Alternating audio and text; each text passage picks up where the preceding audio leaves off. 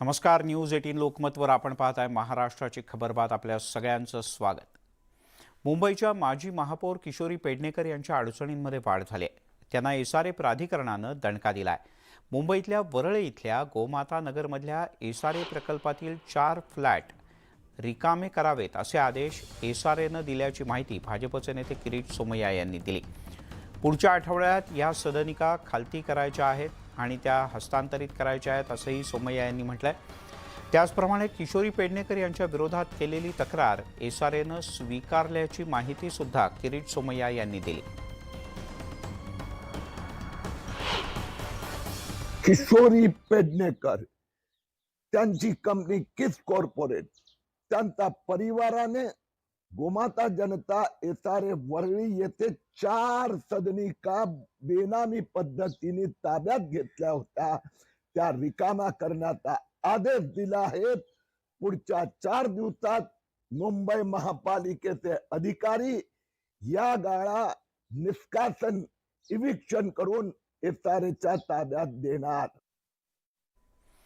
तिकडे दापोलीच्या साई रिसॉर्ट प्रकरणी अनिल परब यांना अटकपूर्व जामीन मंजूर झालाय. खेडच्या अतिरिक्त सत्र न्यायालयाच्याकडून परब यांना अटकपूर्व जामीन मंजूर झाला आहे. अनिल परब यांचे वकील सुधीर बुटाला यांनी जामिनासाठी अर्ज केला होता. दापोली इथल्या साई रिसॉर्ट प्रकरणी 420 अंतर्गत माजी मंत्री अनिल परब यांच्या विरोधात गुन्हा दाखल करण्यात आलाय. यानंतर आज मिळालेला जामीन हा परब यांच्याकरता मोठा दिलासा मानला जातो.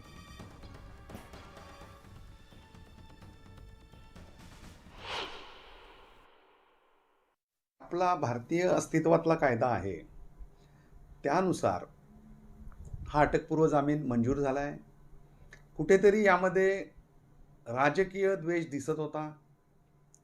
तसंच हा जो खटला दाखल केला होता तो भारतीय दंडविधान कलम 420 नुसार होता आणि या खटल्यात आम्ही अनेक प्रकारचे केस लॉ दाखल केले. प्रथमदर्शनी 420 खाली हा गुन्हा बसत नाही, त्यामुळे कॉशिंगचा देखील अर्ज करता येणार काय यामध्ये आणि ते होणार अशी माझी कायदेशीर जी काय आज जो काय अनुभव आहे त्यानुसार माझं असं वैयक्तिक मत आहे की कॉशिंग पण हायकोर्टमध्ये 482 खाली होईल.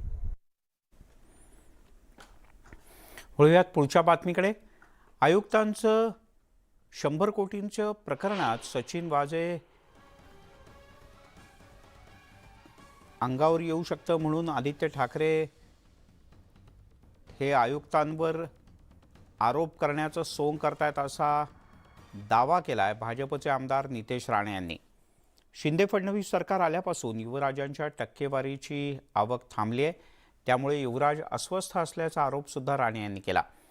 आदित्य ठाकरे यांनी आयुक्तांवर आरोप केल्यानंतर नितेश राणे यांनी हा पलटवार केलाय. आयुक्त व प्रशासकाची गौरव गाथा ही तुम्हाला जी चांगली माहिती आहे त्याच्यावर आता कॅगची चौकशी होणार आहे. सचिन वाझेप्रमाणे तुमची ही अवस्था होणार आहे तुम्हाला चांगलं ठाऊक असल्यामुळे हा थैताळ तुम्ही करताय. हे पब्लिक है, हे सब जानती है, हे लक्षात ठेवा. आयुष्याचा सगळ्यात मोठा सट्टा खेळून महाविकास आघाडीतून बाहेर पडल्याचं पाणीपुरवठा मंत्री गुलाबराव पाटील यांनी म्हटलंय. साधं सरपंचपद कोणी सोडत नाही, आम्ही 8 जणांनी मंत्रीपद सोडलं असंही त्यांनी नमूद केलं. तसंच उठावासाठी 38 आमदार लागत होते, 33वा आमदार मी होतो. 5 आमदार आले नसते तर माझा करेक्ट कार्यक्रम झाला असता असंही गुलाबराव पाटील यांनी नमूद केलं.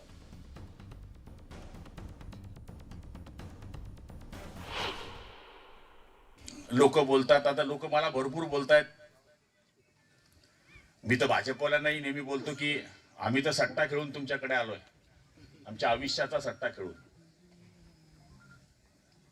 मंत्रीपद सोडून दिलं होतं आम्ही 8 लोकांनी. कदाचित आमची संख्या झाली नसती तर आम्हाला भावपूर्ण श्रद्धांजली राहिली असती. साधं सरपंच सीट कोणी सोडत नाही मित्रांनो. आम्ही तर 8 लोकांनी सीट सोडली, तेव्हा 38 आमदार लागणार होते. मग मी तर 33वा होतो. 5 जर आले नसते तर माझा कार्यक्रम आटपला होता. अंबादास दानवे यांच्याकडे टीका करण्याव्यतिरिक्त इतर कोणतंही काम राहिलेलं नसल्याचं राज्याचे रोजगार हमी योजना मंत्री संदीपन भुमरे यांनी म्हटलंय. आमच्या साखर कारखान्यात काय मनी लॉन्ड्रिंग झालं हे अंबादास दानवे यांनी सिद्ध करावं असं आव्हान त्यांनी दिलं. तो साखर कारखाना भंगार झालेला होता, त्याला आम्ही शेतकऱ्यांसाठी चालू केलं, त्यात काय मनी लॉन्ड्रिंग होणार असा प्रश्नही त्यांनी उपस्थित केला. भुमरे यांच्या साखर कारखान्यात मनी लॉन्ड्रिंग झाल्याचा आरोप विधान परिषदेतले विरोधी पक्षनेते अंबादास दानवे यांनी केला होता. अंबादासला भुमरेशिवाय दुसरा कोणी दिसत नाही, त्याच्यामुळं आणि त्याला उद्धव साहेबाला दाखवावं लागतं की आम्ही असा विरोध केला तसा विरोध केला आणि त्याचं कामाचे विरोध करायचे. त्याच्यामुळे तो भुमरेला चांगलं म्हणू शकत नाही काय. आणि मला अपेक्षा बी नाही की अंबादासनं मला चांगलं म्हणावं. विकासावर बोल म्हणा, अंबादासला म्हणा विकासावर बोल म्हणा, मग आपण चर्चा करू. हे असे आरोप करण्यात आणि काय मनी लॉन्ड्रिंग झाली त्यांना सिद्ध करून दाखवा. राहुल गांधी यांच्या वक्तव्यानंतर राज्यातलं वातावरण ढवळून निघालंय. दोन्ही बाजूनी महापुरुषांवर चिखलफेक केली जाते. महापुरुषांवरची चिखलफेक थांबवावी असं आवाहन शिवसेनेचे नेते आणि खासदार संजय राऊत यांनी केलंय. तर स्वातंत्र्यवीर सावरकरांचा अपमान खपवून घेतला जाणार नाही असा इशारा बाळासाहेबांच्या शिवसेनेनं दिलाय. आक्रमक भूमिका घेणाऱ्या मनसेचे रणजित सावरकर यांनी प्रत्यक्ष भेटून आभार मानलेत. अंग्रेजों ने कहा आ जाओ, हिंदुस्तान के खिलाफ हमारे साथ काम करो. सावरकर जी ने हाथ जोड़े, कहा हां जी. भारताच्या फाळणीची मागणी नेहरूंनी कोणालाही न विचारता पूर्ण काँग्रेसला अंधारात ठेवून जयंत कृपलानी, जेबी कृपलानी, जयंत कृपलानी यांनी आपल्या चरित्रात लिहिलेलं आहे, ज्याला आपण चाचा नेहरू म्हणतो, लाडका नेता म्हणतो, त्या नेत्यांनी देशाची कशी फसवणूक केली आणि देशाची कशी विश्वासघात केला हे त्यांना कळेल. राहुल गांधींनी स्वातंत्र्यवीर सावरकरांचा अवमान केल्यानंतर स्वातंत्र्यवीर सावरकरांचे नातू रणजित सावरकर यांनीही जशास तसं उत्तर दिलं. त्यानंतर दोन्ही बाजूंकडून महापुरुषांच्या चारित्र्यावर शिंतोडे उडवण्यास सुरुवात झाली.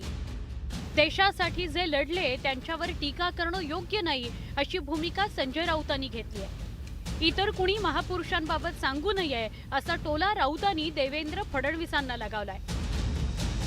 वीर सावरकर, सुभाषचंद्र बोस, पंडित जवाहरलाल नेहरू, सरदार वल्लभभाई पटेल आणि महात्मा गांधी या सगळ्यांविषयी कोणी काही या देशाला सांगण्याची गरज नाही.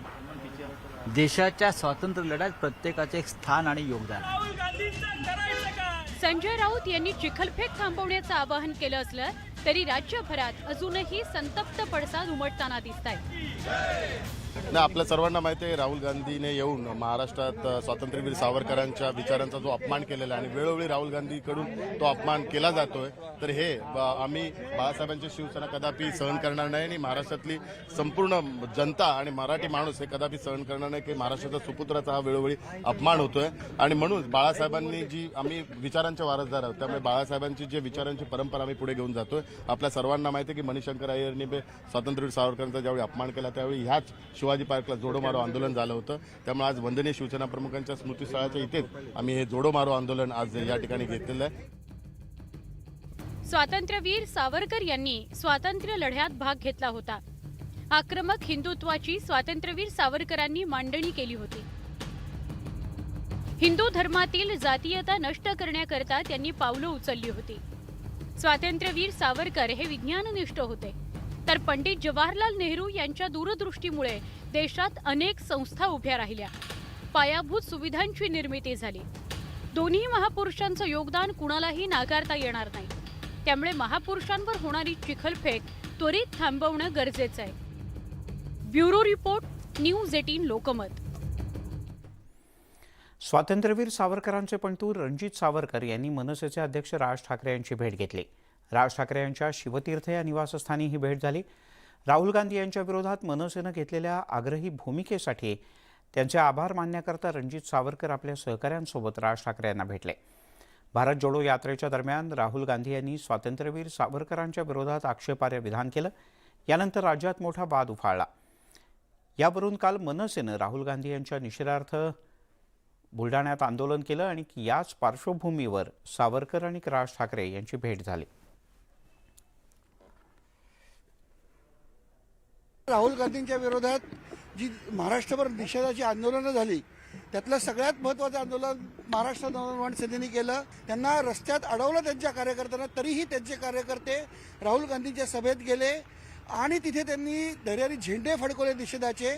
त्यासाठी मी राजसाहेबांना धन्यवाद द्यायला आणि त्यांचं अभिनंदन करायला इथे आलो होतो आणि त्याच विषयावर आमची आज चर्चा झाली. महाविकास आघाडी सरकारच्या काळातील कामांना स्थगिती देणं योग्य नसल्याची प्रतिक्रिया राज्यातले विरोधी पक्षनेते अजित पवार यांनी दिली. जोपर्यंत बहुमताचा आकडा सरकारकडे आहे तोपर्यंत हे सरकार असेल. त्यामुळे सत्तेचा ताम्रपट घेऊन आलोय असं कुणीही समजू नये, कुणालाही सापत्न भावाची वागणूक देऊ नये असा टोला अजित पवार यांनी लगावला. कोणाला किती निधी द्यायचा हा अधिकार राज्यकर्त्यांना असतो. आपण केलेलं काम योग्य की अयोग्य हे जनतेनं ठरवायचं असतं असंही त्यांनी नमूद केलं. शरद पवार, सोनिया गांधी आणि उद्धव ठाकरे यांचे आशीर्वाद जोपर्यंत महाविकास आघाडीला आहेत तोपर्यंत अडचण नाही असंही त्यांनी नमूद केलं. ही ती काही बाबतीमध्ये दिलेली आहे.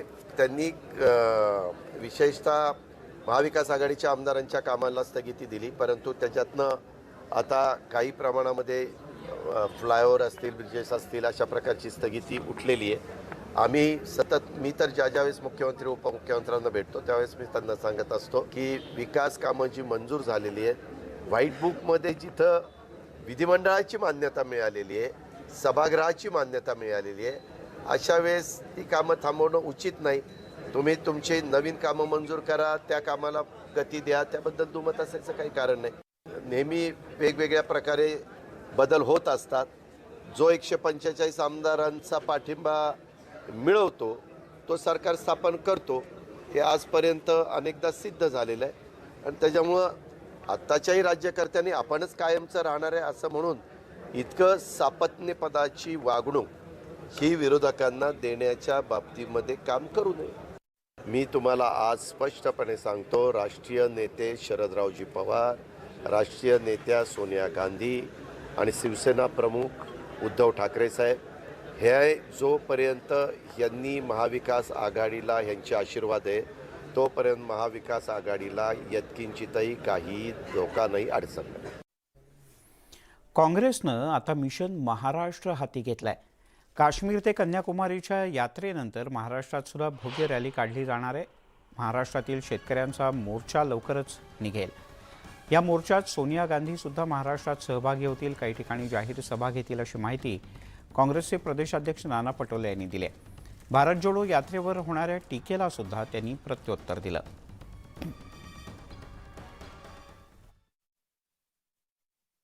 पुढच्या काळात सोनियाजी पण येणार आहेत, प्रियंकाजी पण येणार आहेत आणि वेगळ्या महाराष्ट्रामध्ये तुम्हाला आतापासून सांगतो 6 कमिशनर हेडमध्ये या यात्रा पूर्ण झाल्यानंतर मोठ्या रॅलीज आम्ही अजून पुन्हा घेणार आहोत. त्यामुळे जे चिंता तुम्हाला आहे ते महाराष्ट्राच्या जनतेलाही सोनियाजी आणि प्रियंकाजी आणि राहुलजी वेगळ्या वेगळ्या भागामध्ये सभा घ्याव्यात अशी महाराष्ट्राच्या जनतेची इच्छा आहे आणि निश्चितपणे महाराष्ट्राच्या जनतेची आणि आपली इच्छा पूर्ण केली जाईल.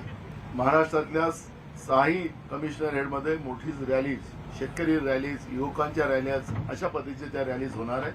जे लोक अफवा पसरत होते राहुलजींची यात्रा ही सफल होणार नाही महाराष्ट्रात आणि मला म्हणायचे की नाना पटोले बालिश आहे. जेव्हा सांगत होतो की आम्ही आमच्या पक्षातले कोणी जाणार नाही, पण ते लोक सांगत होते की राहुलजी आलेत आणि काँग्रेस तुटणार आहे, अनेक नेते जाणार आहेत. आज बालिश कोण झालेत त्या लोकांचं नाव न घेता मी या ठिकाणी आपल्याला सांगतो की बालिश कोण झाले ते आपण पाहिलं. तिकडे दिल्लीतल्या श्रद्धा वालकर खून प्रकरणात पोलिसांना मोठं यश मिळालंय. दिल्ली पोलिसांच्या सूत्रांनी दिलेल्या माहितीनुसार तपास पथकानं 18 ऑक्टोबर रोजी महरौली इथे आरोपी आफताब अमीन पूनावालाच्या भाड्याच्या घराजवळ बसवलेल्या एका CCTVमधलं काही फुटेज जप्त केलंय. या CCTV फुटेजमध्ये आफताब हातात काही सामान घेऊन 3 वेळेला घरातून बाहेर पडल्याचं दिसतंय. सूत्रांनी दिलेल्या माहितीनुसार पोलिसांनी त्याच्याकडे याबद्दल कसून चौकशी केली तेव्हा आफताबनं सांगितलं की 18 ऑक्टोबर रोजी फ्रीजमध्ये ठेवलेल्या श्रद्धाच्या मृतदेहाचे काही तुकडे त्याने फेकले होते. आफताबनं पोलिसांसमोर दिलेल्या जबानीनुसार श्रद्धाची हत्या केल्यानंतर त्याने तिच्या मृतदेहाचे 35 तुकडे केले आणि फ्रीजमध्ये ठेवले. मृतदेहाचे तुकडे हळूहळू काळ्या पॉलिथिनमध्ये टाकून तो जंगलात नेऊन फेकून देत होता. हत्येच्या या घटनेनंतर देशात एकच खळबळ उडाली आहे.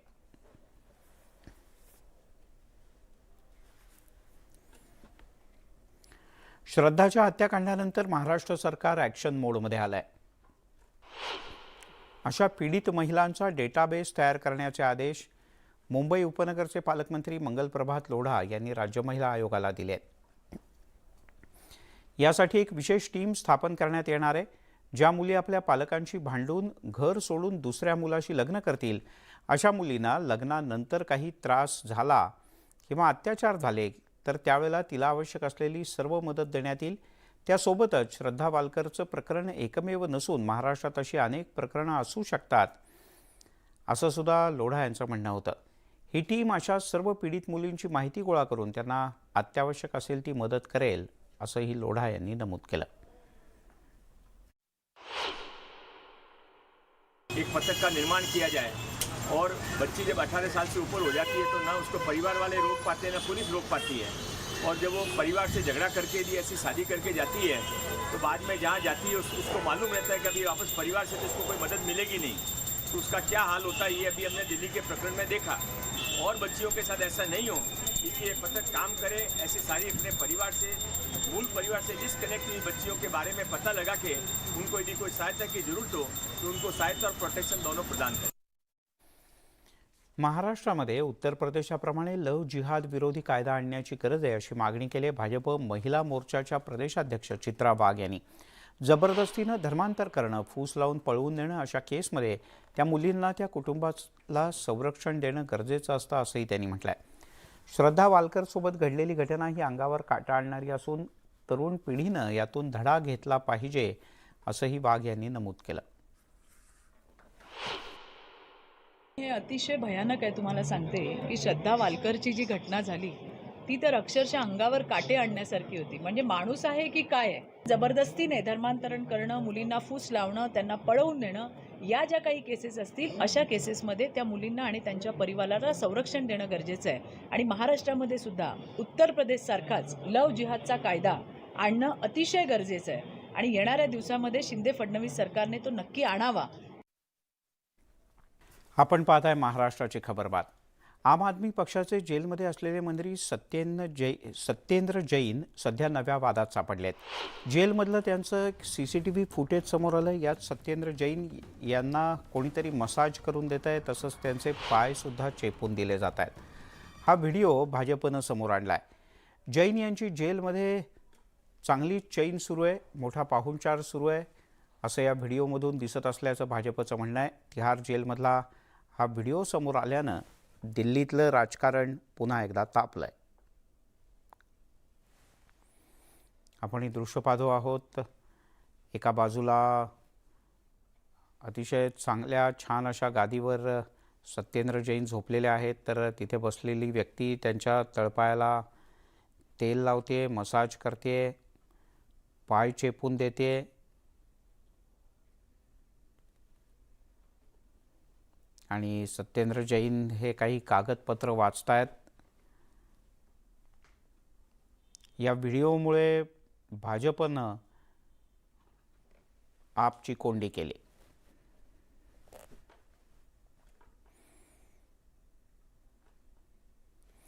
दहशतवादाचा संपूर्ण जगाला धोका असल्याचं केंद्रीय गृहमंत्री अमित शहा यांनी अधोरेखित केलं आहे. नो मनी फॉर टेरर या संमेलनात ते बोलत होते. दहशतवादाच्या विरोधातील लढाई सर्व जगानं एकत्रित लढली पाहिजे असं मतही त्यांनी व्यक्त केलं. दहशतवाद हा लोकशाही, मानवाधिकार आणि जगातील शांतता तसंच आर्थिक प्रगतीसाठी अतिशय धोकादायक असल्याचंही त्यांनी नमूद केलं.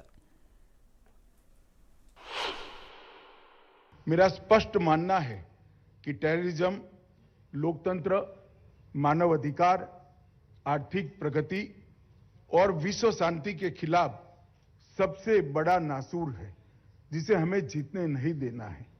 कोई भी एक देश या कोई भी संगठन चाहे कितना भी शक्तिशाली क्यों न हो, वो टेररिज्म को अकेला नहीं हरा सकता, परास्त नहीं कर सकता. अंतर्राष्ट्रीय समुदाय को लगातार इस जटिल और बॉर्डरलेस खतरे के खिलाफ कंधे से कंधा मिलाकर चलना होगा। भारत ने टेररिज्म के सभी रूपों सहित कई चुनौतियों का सफलतापूर्वक सामना किया है। टेररिज्म के खिलाफ जीरो टॉलरेंस की नीति, काउंटर टेरर कानूनों के मजबूत फ्रेमवर्क तथा एजेंसियों के सशक्तिकरण के कारण भारत में टेररिज्म के कारण होने वाली घटनाओं में उल्लेखनीय कमी आई है तथा टेररिज्म के मामलों में सख्त सजा दिलाने में भी प्रशासन को सफलता हासिल हुई है। इन्वेस्टिगेशन को विज्ञान और तकनीक से लैस करने के उद्देश्य से फोरेंसिक साइंस को भारत में विशेष बढ़ावा दिया जा रहा है। यासोबत महाराष्ट्राची खबरबातमध्ये इथे थांबूयात। थोड्याच वेळात माझा सहकारी विशाल परदेशी सोबत गावाकडच्या बातम्या।